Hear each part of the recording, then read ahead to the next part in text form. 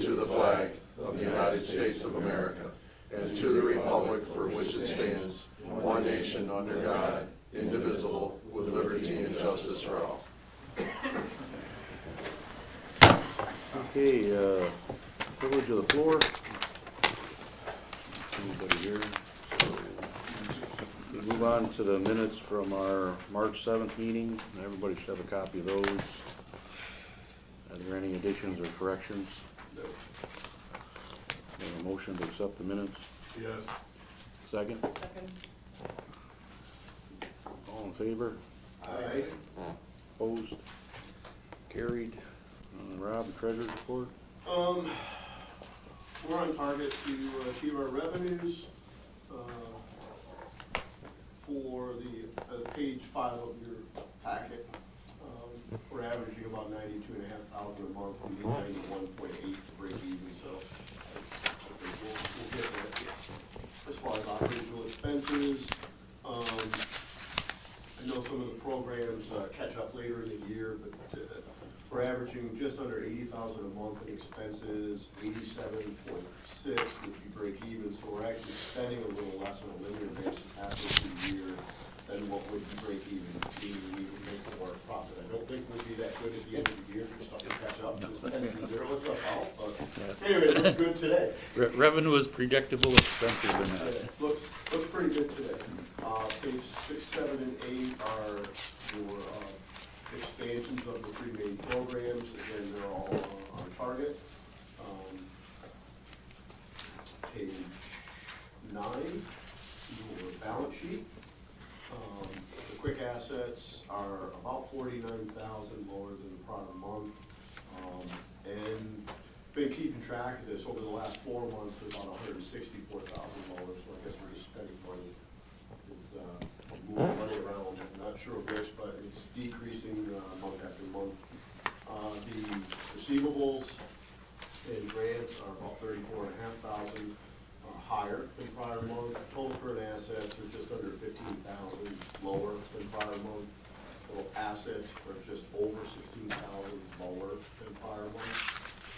Total liabilities, consistent with receivables, and 34,500 lower than prior month. And total capital is up 18,000 from prior month. Page 10 of your packet are an expansion of the major loans and receivables that we have out there. The total is about 32,000 higher than prior month. Just a notation, most of the growth is the IDA fee, which is just something that happens month to month, and it's not sort of a linear thing. It just seems to be the same amount, but as you posted, it changes things out there. That's the treasurer's report. I make a motion to accept it. Second. All in favor? Aye. Opposed? Carried. Thank you. Committee report. We have one, Rob, for review. Or is that next? Committee reports are the Thursday one review on this one. Manufacturing market. Yeah. Oh, okay, I was thinking The that other one, one. that's next.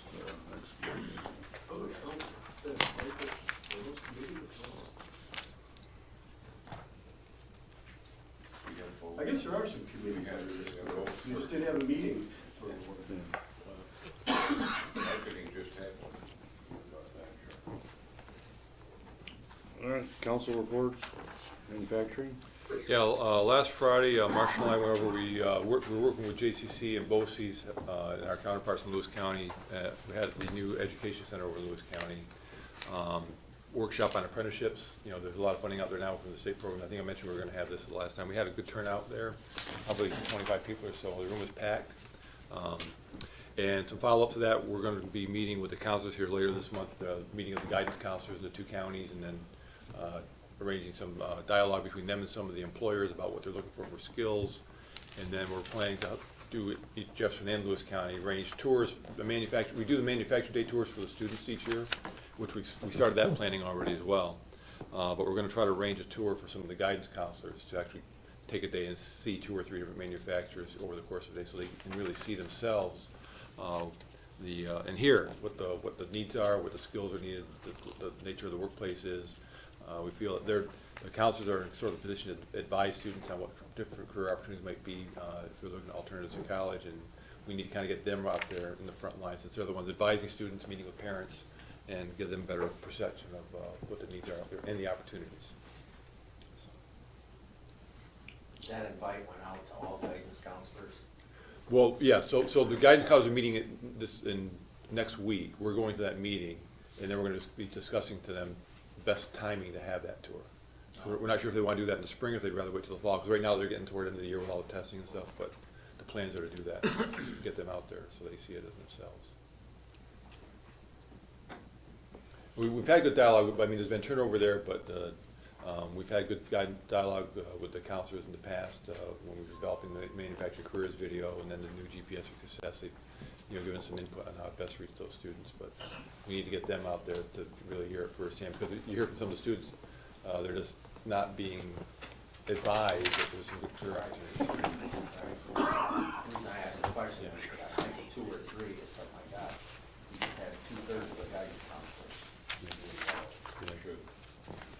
I hope we will. So we'll have them all together next week when we meet. We'll be meeting with them all next week from the 2 camps.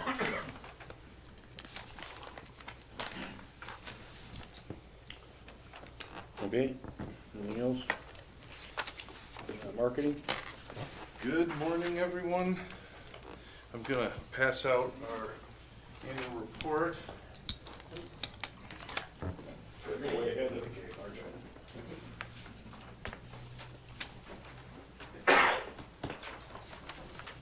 these real people in, Real people, real projects. Yeah. Unlike, you gotta say, unlike the ag part, right, Marshall? Yeah. For your brother? Yeah, throw Jay right under the bus. He's not even, oh, there he is. He's here, waiting anxiously. Just wait, my report gets longer the more you bust Yeah. out. Sorry, I miscounted. As Dave mentioned, or Don mentioned, we did have a marketing committee meeting yesterday. We had a lot of things to discuss. We spent the bulk of the time, so, we all know about our videos. The stats video, we have the first draft of it. We're gonna be making some changes to that. There's a really great first start, but we're gonna sort of change it around a little bit and make it perfect. We also discussed Euromarket. I may have mentioned it last month. We did a recent outreach to some targets, and we're waiting to hear back. We sent out about 300 pieces of information, and let's fingers crossed that we get some good responses from that. Another topic that we really spent a lot of time on was banner ads and the digital side of our advertising, and some retargeting things, really distilled down on, you can send millions of banner ads out there, and some of them make a lot more sense than others. Vendors with the click-through rates and all the things that they use to describe the effectiveness of their banner ads can sort of be, I'm not going to say fudged per se, but massaged for effectiveness. It's interesting. Really, the most effective so far, as far as engagement, has been our YouTube campaign. That has brought tons of people to our website. It's something that, when we talk about that as a marketing group, and we're really talking about, what we're doing as far as driving traffic, that has been a really good piece. While YouTube, again, as a lot of you I'm sure are already aware, you don't pay if they don't watch the whole video. But it can get pretty expensive to do it effectively, so that you get it to the right people, they see it enough to be effective. And you know, see, that's the thing, where a lot of, you know, people will do banner ads because they're so inexpensive. So you really have to kind of weigh. We want to do a little bit of everything so that we're covered. But that being said, you know, you're always, you know, adjusting your spend a little bit for it to be as effective as possible. So, does anybody have any questions for me? I know I kind of threw a lot at you, but if anybody wants to talk about the annual report, anybody has any questions, anybody ever has any questions about anything, please, you know, stop by, give me a call, email, You anything. may have said this, but the statistics of people going to our website, is it maintaining sort of a level It does. status quo? Yes, since we started doing that YouTube campaign, and I've actually withdrawn the buy, probably about, well, half, actually, I know exactly what it is. That affects, you know, traffic. But since we started the campaign, there was a good uptick, and then, because it's the buy is flat, you know, you get an uptick, and then you get a flat number after that.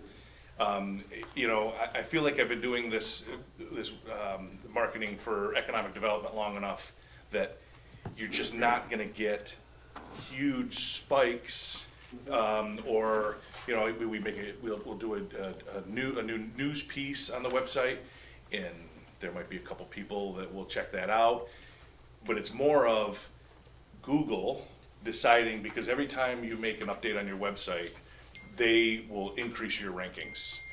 So if someone types in economic development first, per se, in California even, you know, our website, you know, some news thing that might come down where they click on it. So, you know, that's really kind of, you know, making changes, almost for the sake only of making changes to your website makes a difference.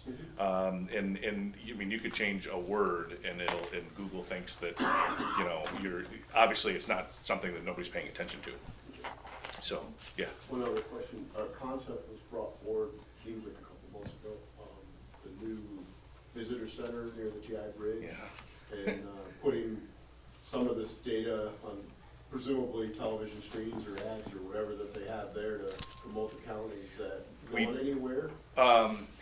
We discussed that at length because Corey Fram was in the meeting, and you know, he started that out with the list of changes that he wants to make on the visitor center is extremely long, and that they can't get through to anyone on changes, giving a local feel. Cindy Lawrence was also in the meeting yesterday, and you know, she brought up the general aviation area and how that really should be leveraged for advertising for Jefferson County, because you know, they have pamphlets and they have a TV there, and it might make sense to put another TV in there that's running, you know, local informational pieces and things like that. But the visitor center is something that really, and it will be, but currently it's new. New York State, you know, the people that are sort of running that, I'm sure are very busy, but you know, he wants that to be more of a local advertisement. For the $1,000. That's actually a New York State entity, it's not TI Bridge. It's a New York State entity, yes, yeah. Good luck with that. Yeah. You guys can make that. He said the same thing, but it's, you know, it's his job to make that change, really. You know, it reminds me, years ago, we did have some ads, rotating through on that TV screen up at the airport. Yeah, there is currently. Still? But Cindy said it's the same stuff that's been there. Yeah, we need It needs to be changed, and she also, you know, more or less said, we can come up with some things that would utilize that space better. So. Well, isn't an indication of dysfunctionality the fact they've been open for 6-8 months and they haven't had their opening yet? For the visitor center? Yeah. Yeah, that was delayed, many delays, and it is a beautiful space. There's no getting around that, and something that is important. But yeah.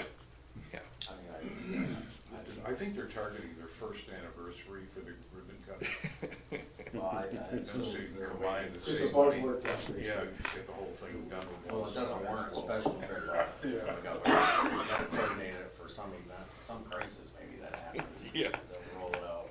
I'm just hoping the next time I go there, they have real milk and not nut juice. Well, they were gonna remain open, but then they closed out, they Right. learned that lesson real quick. Yeah. You know, the retail part of it. you Yeah. know, Yeah. Got closed, shut right down. And they're not, I mean, I'm not a huge fan of brochures, but there's the whole snafu about, you know, everything there being digital. And, you know, them not wanting, and the thing, and according to Corey, and Gary said this a number of times, you know, sometimes people come over the bridge and they want something to read in the car about places to go. And, you know, it's interesting, very interesting. Another question I have for you, Marshall, on our website, can people go to it, the two promotional videos you've Mhm. got? The one that. The story video is up on the with website. The Fort Drum female Yes. telling life in the North Country. and Yes. then Soon to be the new well, you do have the agricultural one. Yes, yep, Can you view both of those from the website? you can. The story video is on the page of our board meeting videos. It's at the top of the page, and I kind of say that it's sort of hidden, because it's, you know, it says draft Jefferson County video.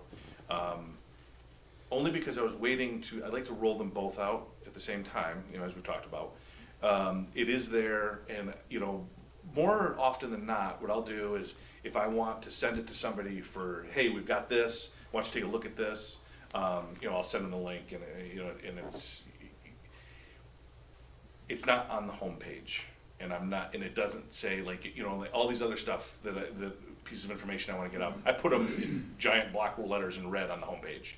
It's not there like that, and by design, I wanted to put it there and make it easy, more or less easy for me, so that when I wanted to talk to somebody about it or anything, I could just send them the link, and, you know, versus send them to a YouTube page, or send them a huge file, or any of that kind of stuff, so. But it is there, but it's not something that you'd necessarily find otherwise, unless someone sends you there. Incidentally, Marshall and David and Jay helped me put together a presentation we did at the county board on a week Tuesday, and we showed that initial video to the board, and I think the reaction was really quite good. And Fritz was there from FDRLO, and he came over afterward and said, wow, you know, that's the kind of thing we need to do more of. So Marshall, I think, is hitting the target quite well with that video. Well, another potential reinforcement is, doing physician recruitment. Samaritan can use that, the one that you showed to the legislators would dovetail nicely with healthcare physicians, you know. It's interesting, Air Brake said the exact same thing. And Dave and I had a great meeting with the new Rich HR King, guy yeah. over there. And you showed him the video, and you know, of course, he's immediately like, oh, well, how much was it, you know, who'd you use?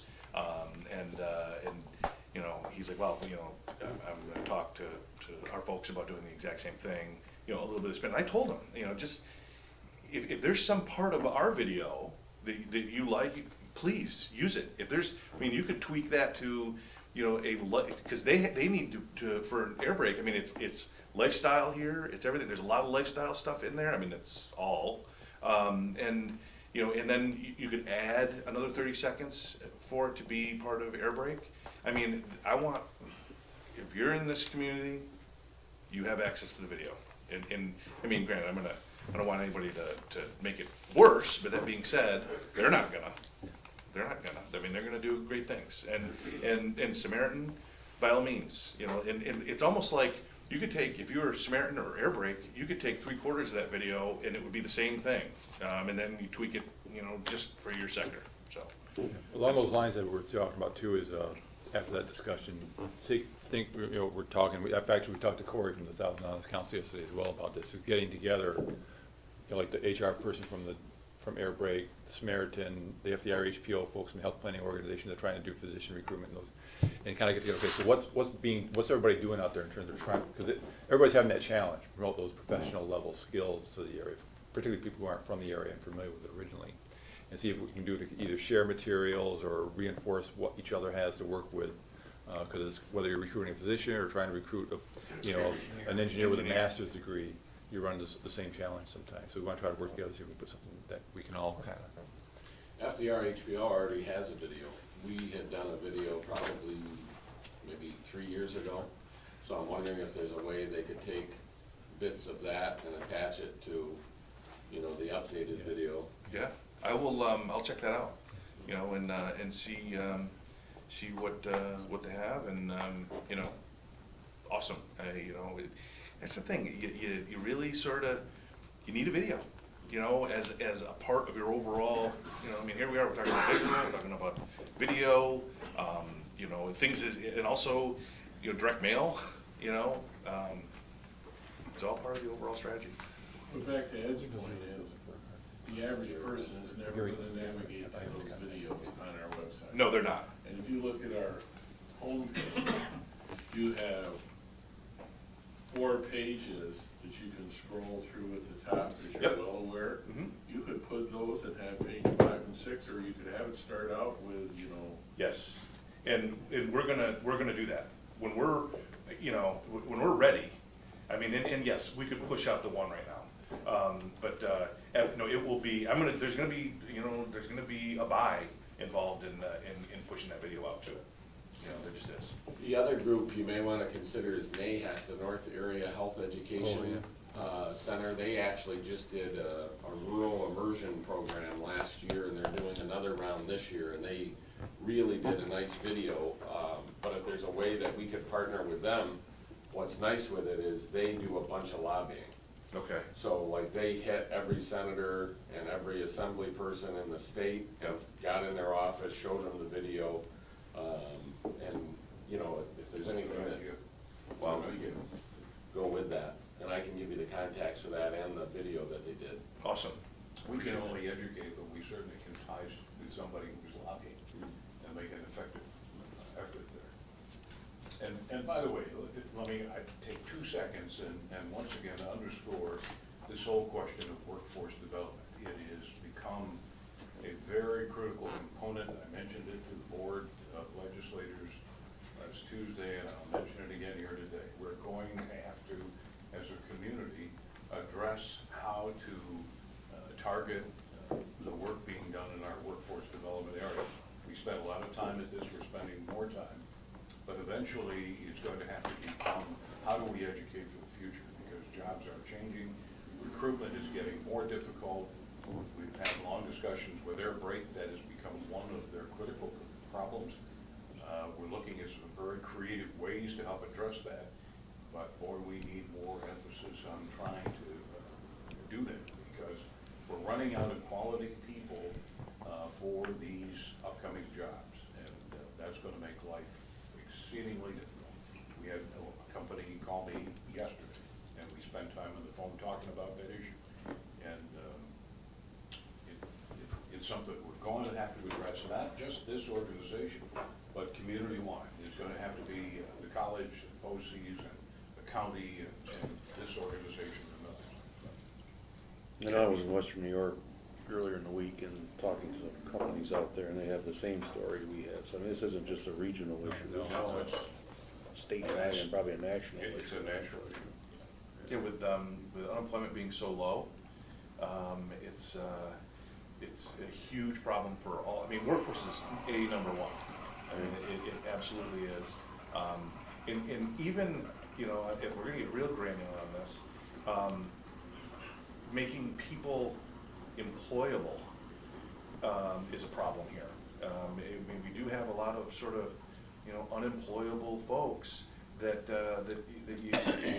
you gotta get these kids. I mean, you gotta get them through high school and give them a chance. And you know, that's just a huge problem.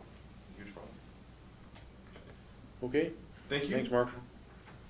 Jay, Ag Development? Alrighty, I'm gonna pass these around. If you would, take one and pass it around. I sent you my report earlier in the week, and I certainly invite any questions you have on the report. I'll just touch on a few of the things. As you saw, and some of you were able to attend, we were able to take a very strong step forward on helping our wine and liquor and craft beer industry try to abate the Canadian tax on U.S. products.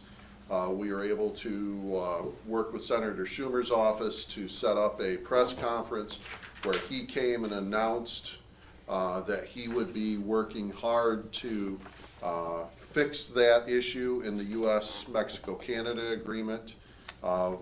We were able to play a strong role in helping educate the senator about that opportunity, and happily he stepped forward on that. So that would be a huge success for our wineries and distilleries and breweries if we were able to get that tax abated. So we'll see what happens there.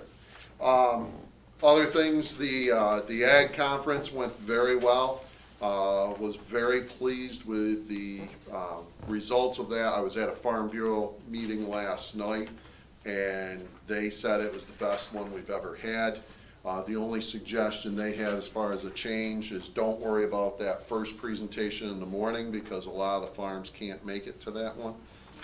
So they suggested going like from 10 to 12 with presentations, lunch, and then end at once lunch ends. So, and I've been hearing that a couple times now, so that's something we'll strongly consider.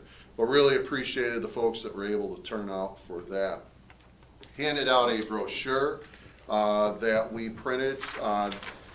For a while now, I've wanted to do something like this, our Ag Resources brochure. This is simply a document that people can carry, they can have on their desk, that they can have on their shelf, where if they get a question or they have a question about agriculture and who to turn to, this gives a little bit of an idea of the county agency resources that are available to assist on different topics. We're distributing those to all of the organizations in the brochure. Everybody's been very happy. Farm Bureau was excited that they were centerfold last night when they were talking about it at their board meeting. Glad they were happy that just happened the way it did, but glad they were centerfold and that they were happy with that. What else? State budget. Agriculture fared fairly well in the state budget. My greatest disappointment, and this is a strong disappointment, not anything we can do anything about now, is the North Country Ag Development Program, which funded local farm-based research. It was guided by farmers. It happened on North Country farms. That was cut in half in the state budget. That was a critical program, because a lot of times what we were seeing is research being done in southern New York State that could have been beneficial had it been done in northern New York. We have a different climate. We have different microclimates here in New York State, and sometimes it's very critical that research happens up here as well as other parts of New York State, so that we know whether the results are applicable to northern New York. And that particular program was cut in half. I was disappointed about that. The North Country Agricultural Academy, which was a project that Senator Ritchie had gotten started up in St. Lawrence County, that was zeroed out of the budget this year. So another loss for northern New York agriculture. On a positive note, we have a lot of different projects that we're looking at. You'll see them on the back page of my reports. We're trying to find a source for sausage and hot dogs for export overseas. We're trying to find a source for cheese, for fondue kits. We're hoping we can find that. We're actually working with Acadia Energy Corporation with their Energy Hub project. They're considering growing mushrooms as well as the hydroponics operation. And we actually have been able to find a potential market for them, should they choose to do that. So we're working very hard. Some of this is small agriculture, but sometimes small agriculture all of a sudden turns into very big profitable businesses. So, and not to say that a small operation isn't important, because it absolutely is. So we have a tremendous amount going on right now. It is exciting. I wished I could say dairy prices were exciting. They are not. And, you know, there's a lot happening politically out there on the national level that the dairy industry is watching, and we are sweating bullets on. But I will defer that to, if you want to ask me about that privately, we can talk about that. But I'm very nervous about what I'm seeing on a national level with some of the political issues and the potential impact that could have on dairy. So, any questions on anything that I've put in my report or talked about? Jay, I just have a question regarding Senator Schumer's efforts with the tariffs. Yep. Is there any expected time frame when we might know the results of that? I mean, obviously that's a federal issue, but Right. I didn't know if he has alluded to hopeful.